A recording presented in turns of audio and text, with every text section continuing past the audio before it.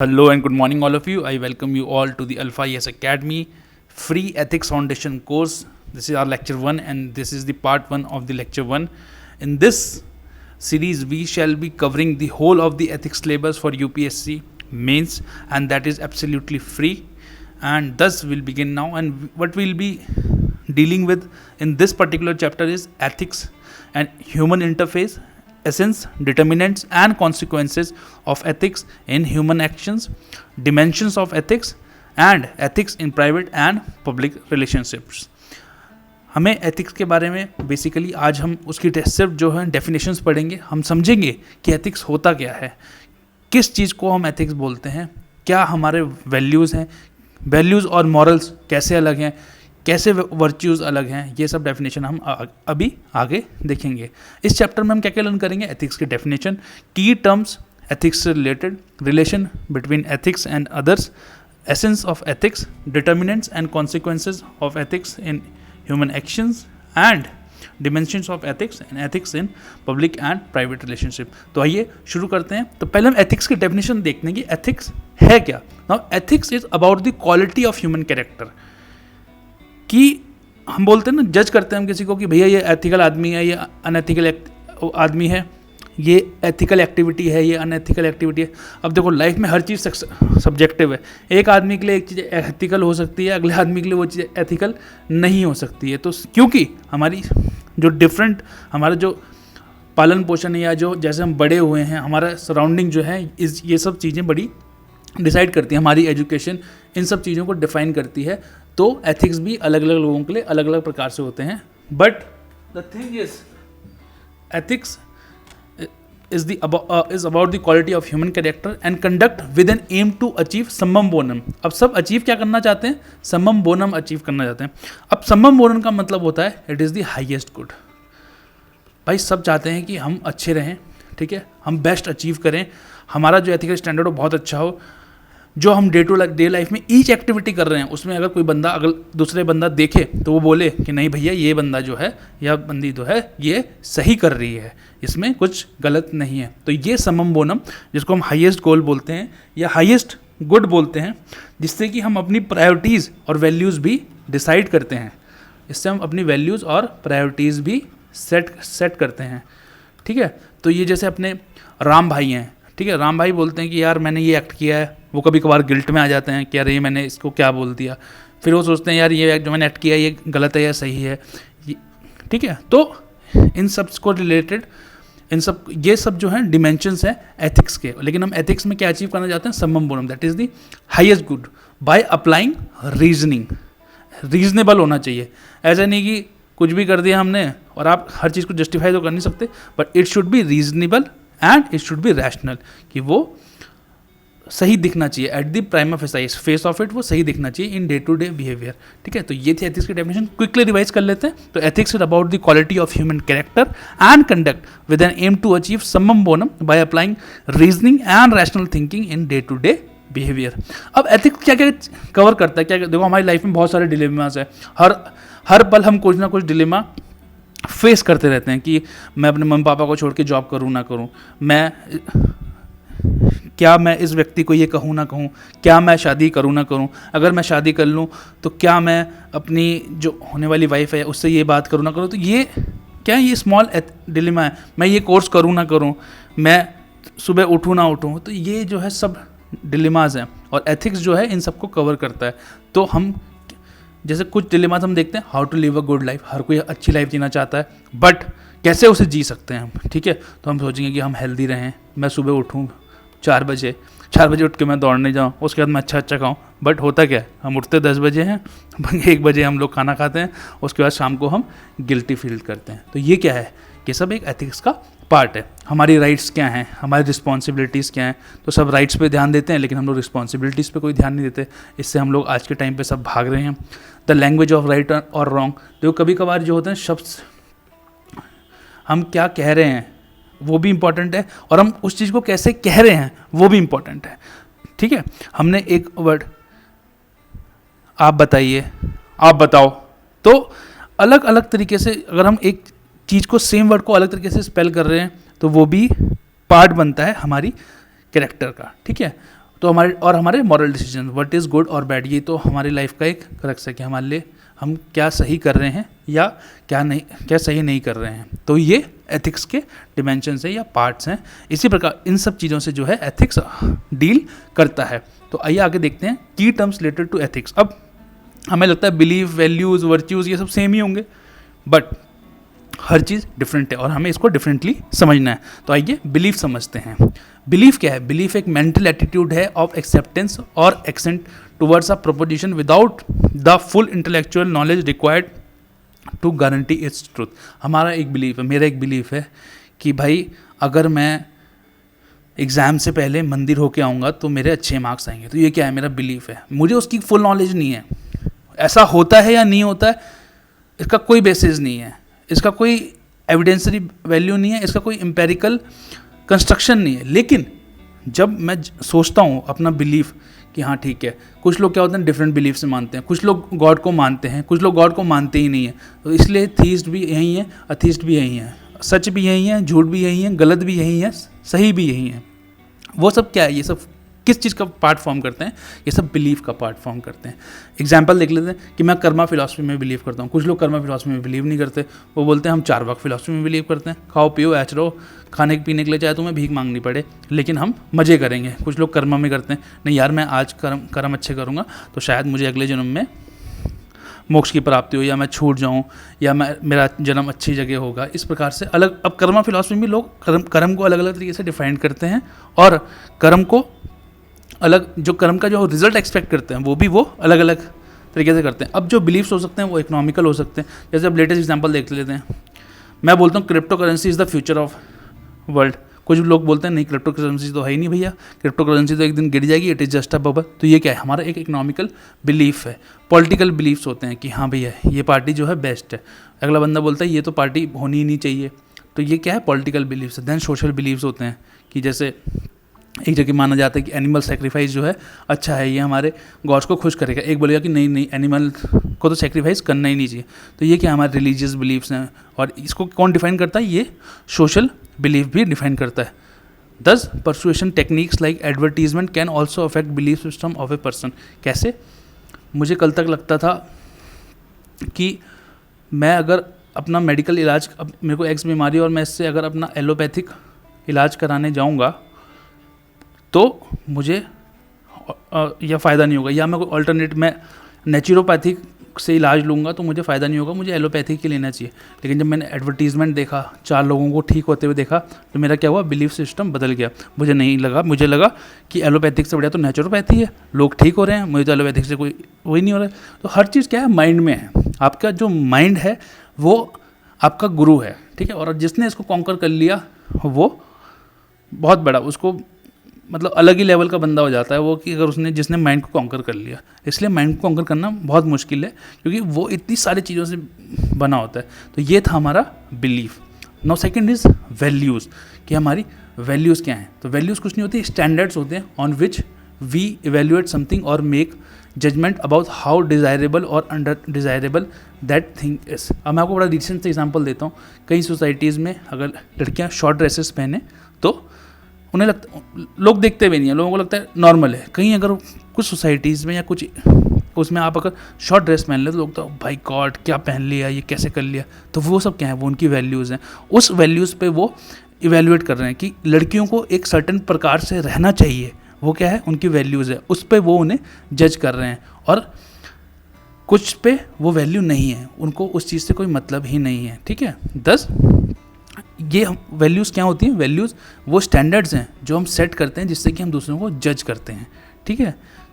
And कि और वो जजमेंट कि ये भैया ये ठीक है या ये गलत है, किस चीज़ पे डिसाइड होता है? हमारी वैल्यूज़ पे।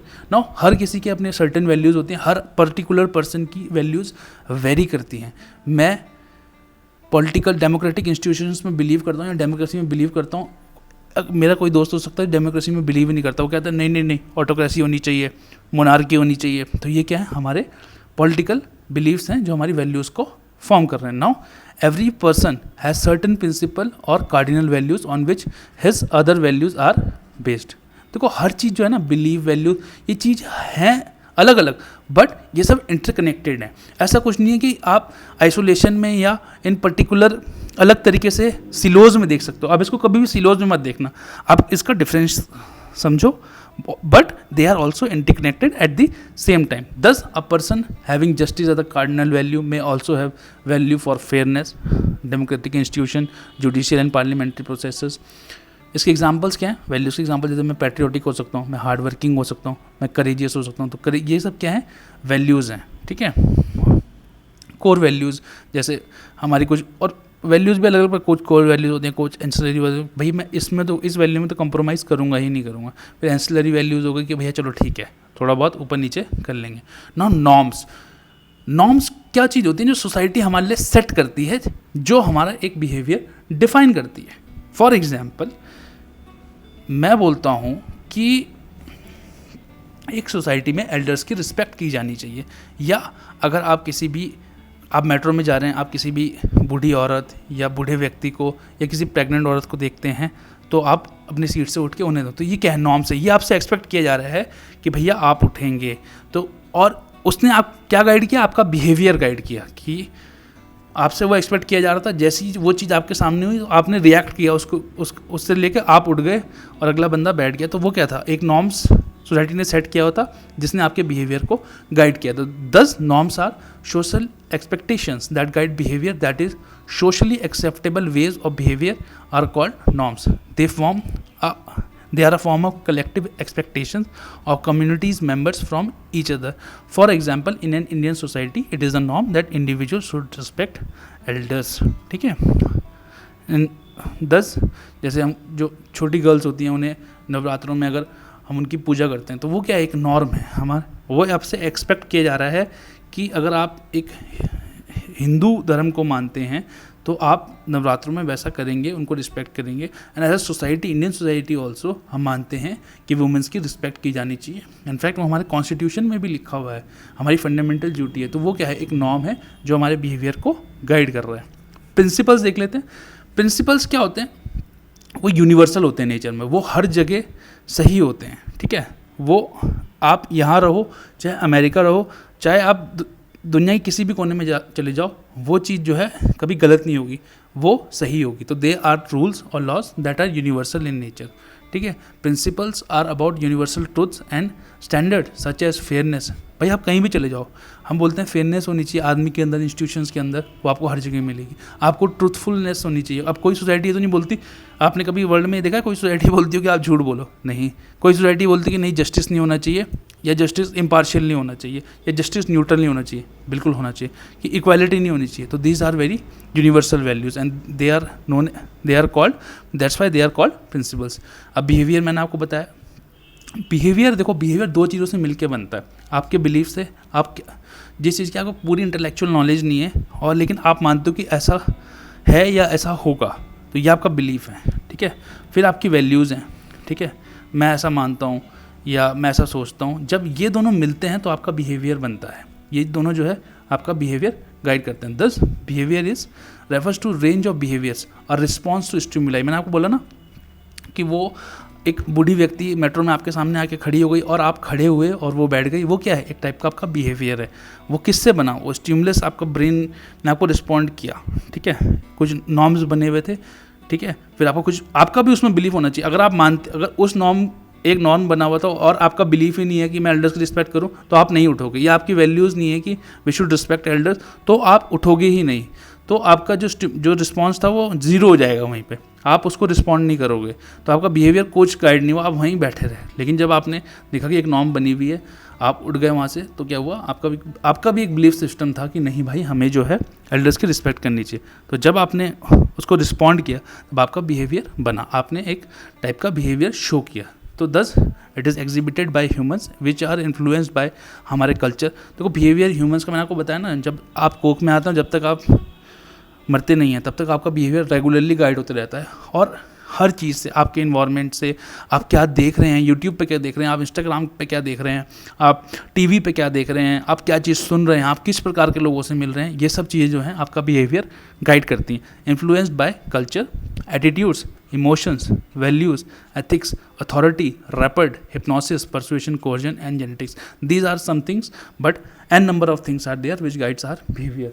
देखिए मैं आपको बता दूं कि ये सीरीज़ आपको मैं समझाने के लिए, बट हमने जो आपके स्क्रीन पे जो वो चल रही हैं, these are very standard definitions. तो मैं चाहूँगा कि आप लोग जो हैं इसको अपनी कॉपी में लिखें और इसको बार बार रिवाइज करें. PDF will be also available on our Telegram channel, तो आप वहाँ जा सकते हैं. It is available for free. आप वहाँ जाके इसको डाउनलोड कर सकते हैं और उसके साथ अपने नोट्स बना सकते हैं, तो आपका टाइम बच जाएगा. तो मैंने आपको बताया कि बिलीव्स और वैल्यूज जब मिलती हैं तो बिहेवियर बनता है. अब मॉरल्स क्या हैं? They are belief of an individual और a group as to what is right और रॉन्ग, एक्सेप्टेबल और अनएक्सेप्टेबल. हमारे मॉरल्स क्या चीज़ बताते हैं? गलत है चोरी करना, गलत बात है. किसी की मदद करना अच्छी बात है. क्या एक्सेप्टेबल है, क्या अनएक्सेप्टेबल नहीं है? भाई मोनोगैमी या एक व्यक्ति से शादी करना एक्सेप्टेबल है, उसके प्रति अपनी पूरी निष्ठा और उससे अच्छे से उसके प्रति अपने को बांधे रखना वो एक्सेप्टेबल है. बट आप मल्टीपल शादी कर रहे हो हमारी सोसाइटी में, तो वो अनएक्सेप्टेबल है. ठीक है, किसी को लगता है कि फिर आपको क्या हो जाएगा कि नहीं यार इसका तो मन ही नहीं लगता, दैट इज़ अनएक्सेप्टेबल. ठीक है, ऐसे ही क्या है, मॉरल्स जो है गाइड करते हैं. मॉरल्स जो है हमारा कंपास है एक टाइप का, कि ये सही है ये गलत है. तेजी से बाइक चला रहे हैं, गलत बात है. हमें एक अच्छी हेलमेट नहीं पहनना है, गलत बात है. हमें आराम से बाइक चलानी है, हेलमेट पहन के बाइक चलानी है, सही बात है. ठीक है, तो क्या सही है क्या गलत है, क्या एक्सेप्टेबल है क्या अनएक्सेप्टेबल है, ये कौन बताता है? हमें मॉरल्स बताते हैं. मॉरल्स कैसे होते हैं? जैसे हमें सत्य बोलना चाहिए, ट्रूथ बोलना चाहिए. ठीक है, नॉन वायलेंट रहना चाहिए. ठीक है, नॉन स्टीलिंग रहना चाहिए, चोरी नहीं करनी चाहिए, इसको अष्टय भी बोलते हैं. हमें ब्रह्मचार्य का पालन करना चाहिए. ठीक है, अब ब्रह्मचार्य का पालन, सभी लोग ब्रह्मचार्य का पालन करने लगे तो दुनिया की समाप्ति हो जाएगी. ठीक है, तो हर कोई भी देखो मैंने आपको बताया ना कि हर चीज़ जो है सब्जेक्टिव है. एक आदमी के लिए एक मॉरल सही हो सकता है, लेकिन एक आदमी के लिए वो चीज़ गलत हो सकती है. बट अभी हम किसकी बात कर रहे हैं? ये जैनिज़्म के मॉरल गाइड्स हैं, जो जैनिज़्म बात करता है. तो ब्रह्मचार्य का पालन करना, अपिग्रह मतलब नॉन अटैचमेंट, किसी चीज़ से अटैच ना होना. ठीक है, अब हो सकता है किसी के लिए ट्रूथ, नॉन वायलेंस और नॉन स्टीलिंग मॉरल हो, but celibacy and non attachment ना हो. किसी के लिए celibacy, non attachment, non stealing हो, बट ट्रूथ और नॉन वायलेंस ना हो. तो हर आदमी का मॉरल भी अलग होता है. ठीक है, तो लेकिन ये जो है सत्य, अहिंसा, अष्टेय, ब्रह्मचार्य, अपरिग्रह, ये कौन है? जैनिज़्म फिलॉसफी की. अब बहुत सारे जैन्स हैं जो इस चीज़ को नहीं भी मानते हैं. हर कोई सेलिब्रेसी प्रैक्टिस नहीं करता. अब हर कोई सेलिब्रेसी प्रैक्टिस करेगा तो जैनिज़्म को प्रैक्टिस करने वाला ही नहीं कोई रहेगा, है ना. तो ऐसा भी नहीं है कि हर चीज़ मान सकते हैं. हो सकता है कोई 4 मानता, कोई 3 मानता, कोई ऐसे ही. अगर आप जाओगे तो सिख रिलीजन में जाओगे तो वहाँ पे आपको 5 मिलेंगे, कंघा, आपका कुंडल, आपका कड़ा, इस टाइप से जो है वो उनके मॉरल्स हैं कि आपको वो पहनना ही पहनना है. तो हर चीज़ जो है बड़ी कॉम्प्लेक्स है और बड़ी सिलोज में, बट आप उसको अंडरस्टैंड करें अच्छे से, यही हमारा आइडिया है. अब लास्ट जो हमारे पास है वर्च्यूज़. वर्च्यूज़ क्या होते हैं? मैं ऑनेस्ट हूँ, मैं करेजियस हूँ, मेरे अंदर कंपैशन है, मेरे जनरॉसिटी है, फिडिलिटी है जो कि आजकल बहुत रेयर हो गई है, इंटीग्रिटी है, फेयरनेस है, सेल्फ कंट्रोल है मेरे पास, प्रूडेंस है. ये क्या है? एग्जाम्पल्स हैं. मैं कंसिडरेट हूँ, ये मेरे वर्च्यूज़ हैं. They are positive value. ठीक है, ये वैल्यूज़ हैं और ये कैसी वैल्यूज़ हैं? पॉजिटिव वैल्यू हैं, ट्रेट और quality that is deemed to be morally good and valued by the society. तो वर्च्यूज़ कैसे बनते हैं कि एक तो वो मॉरली गुड होने चाहिए, प्लस वो सोशली एक्सेप्टेबल होने चाहिए. ऐसा नहीं कि आप बदतमीजी कर रहे हो किसी से तो वो आपका वर्च्यू हो जाएगा. नहीं, वो क्योंकि वो सोसाइटी में एक्सेप्ट नहीं है और वो मॉरली भी गुड नहीं है. तो किसी भी वर्च्यू को पॉजिटिव होने के लिए, अब इसको भी क्या है, इसको भी डिफाइन करना. हो सकता है किसी सोसाइटी में कुछ होता हो कि वहाँ, अगर हमारी सोसाइटी ऐसे इवॉल्व होती है कि हम एक दूसरे से बदतमीजी से बात करते तो क्या पता वो हमारा वर्च्यू बन जाता. लेकिन हम जो है अपनी सोसाइटी जैसे इवॉल्व हुई है या जो सही है, जो सब सोचते हैं कि सही है, उसको हम लेते हैं. तो वर्च्यू क्या हुआ कि आपको जो मॉरल गुड है प्लस जो कि सोशली एक्सेप्टेबल है वो आपको वर्च्यू है. और वर्च्यूज़ की एग्जांपल्स मैंने आपको बता दी है. तो thank you all for watching. This was the part 1 of the lecture 1. Part 2 is also coming soon and we will try to finish up the course as soon as possible. This is a free course. Till then take care, keep smiling, keep healthy and we shall see you soon.